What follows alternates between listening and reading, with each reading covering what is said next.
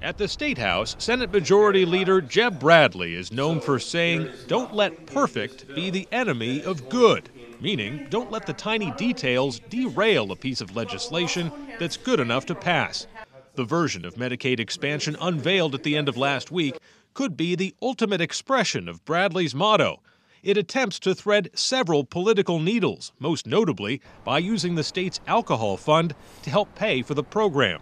It is very different, and New Hampshire is known for doing some things that are different when it comes to our Medicaid expansion program, which is a benefit. I think there's still some things that need to be ironed out. New Futures, one of the leading advocates for both Medicaid expansion and funding for addiction treatment programs, says this isn't about choosing one issue over the other. What we've heard from leaders on both sides of the aisle is that there's solutions that are in play to make sure, again, that the integrity of both the alcohol fund and Medicaid expansion remain intact. This is a Republican plan that includes more stringent means testing and a controversial work requirement to obtain benefits, but it still faces conservative skepticism. And ultimately, at the end of the day, the work requirements aren't as strong as they need to be. Greg Moore of Americans for Prosperity expects the bill to get a conservative overhaul in the House.